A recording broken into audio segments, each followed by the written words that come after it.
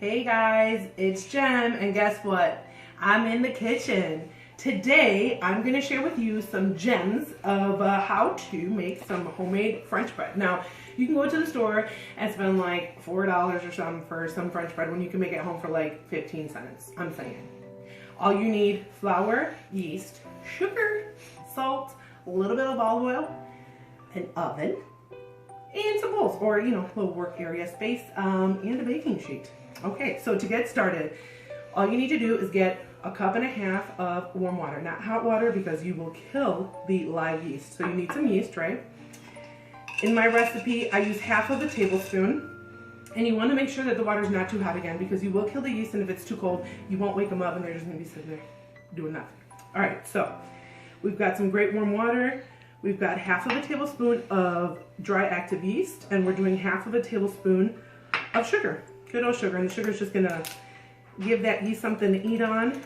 So we woke them up with that warm water, we gave them something to eat, and if you let them sit for a little bit, get a little gassy, get that little foam that we need to make our bread rise. So here I did this just a little bit ago. It literally takes maybe about 5-10 minutes, but.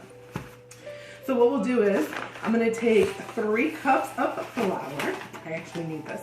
3 cups of flour into a bowl. And you could technically do this on the counter. More power to you. I, however, don't want to clean that up. So what I do is I get a nice big bowl.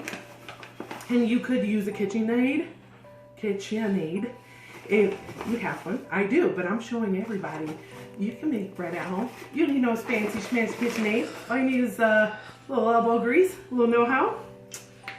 All right, 4 cups of all-purpose flour went in here. I'm going to add 2 teaspoons of salt. I am a salt snob, so you will see kosher or sea salt at my house. If you have iodized salt, you better use that salt. Put salt in that bread. You'll thank me later, really. All right, so I'm just gonna kind of toss this salt around into the flour and evenly distribute it, if you will. And this next step is very specific and strategic, okay? Focus. I need you to focus, all right? Olive oil. The exact measurement is 1.5 times around the bowl, okay? Write down, 1.5 times around the bowl, that's it. If you went twice, don't tell nobody, it'll be all right. So I'm gonna take the 1.5 cups of warm water that I, again, have already bloomed because we don't have time to wait, right? You ain't got time for that, I ain't got time for that. So I'm gonna go ahead and pour my yeasty, foamy water. It's great. I know I made a yuck face. You know the yuck face I just made. All right, and I'm just gonna go ahead and use the good old utensil that God gave us, right? Pans. Give almost everybody. Sorry if you don't. So you could use spoons or your hands. I'm not trying to clean up extra dishes, and I like to become one with my food, if you will, and just give it the love that it needs.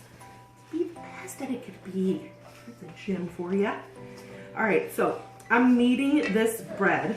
I don't know if you can tell, but I'm kind of like squishing it, right? Because it's kind of sticking to my hand, and what you want it to do is stick to itself. So if you're 4 cups deep, like I am, and a little sticky, all you need is a little more flour. No biggie. No biggie at all. Add a little flour. And what I've done for us is I've actually done these steps ahead of time. So I'm going to show you what you want to see.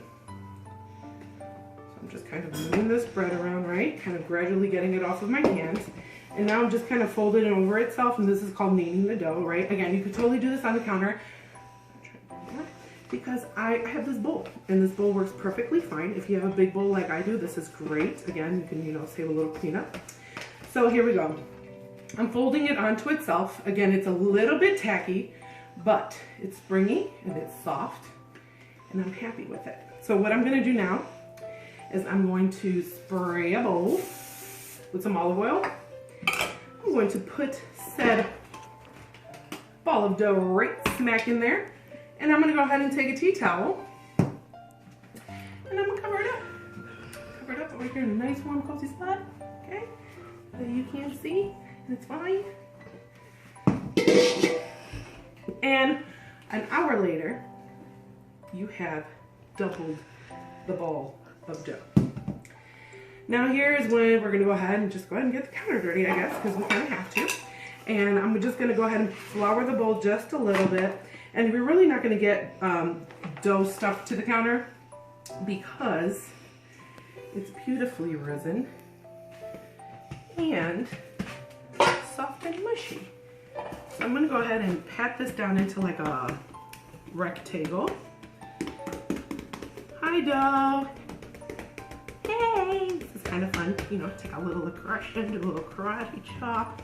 And basically, look, you just want a rectangular-ish shape. And then, God bless you. Then you want to go ahead and just roll from the top. And you can manhandle it. It's fine. It's not, you know, its feelings are not going to get hurt. It's not extra sensitive. You know, it's all soft and whatnot, but don't be deceived. You know, handle this. Handle it. All right, so see how I kind of just rolled it out? So what I'm going to do is I'm going to find the seam. I'm going to pinch it so that it all comes together. Kind of like that. Again, this is not like rocket science, nothing really special. Like you can tell by my specific measurement of the olive oil. But it's really about technique, knowing what you're doing, right? So what we did is we rolled up the dough and I'm just pinching that seam that way. It could just become a nice loaf once it rises again. So what we'll do is we'll take, I like to use cookie sheets upside down actually, and I like to sprinkle them with a little bit of cornmeal. And I'll sprinkle it with cornmeal and I will put it on here just like that. And I'll cover it again and put it in a warm place for an hour and let it rise. Warm spot. And by the power of Gem making 6 loaves of head time, we have this doubled loaf. Again, look at this. Look at this beauty. So we'll take this now and this extra dough off of my hands. And we're gonna go ahead and just make some slits into the dough. This is gonna let the steam come out. It's gonna look pretty, you know, all that. So make sure it's a sharp knife. Sweet Jesus. All right, great. I just sometimes, you know, it doesn't cut. It doesn't cut sometimes. That's fine. It's fine. All right, so now that I have put 3 slits into my loaf, it's got cornmeal at the bottom. I'm gonna stick it in the oven, 350 degrees for half an hour. You guys ready what you'll get? You guys ready? I made one. And here it is. This is what you get half an hour later. Pretty, good deliciousness. You get a little, just a little bit. It's tender, it's chewy. Let's go and break off a piece here. I have doughy hands and it's perfectly fine.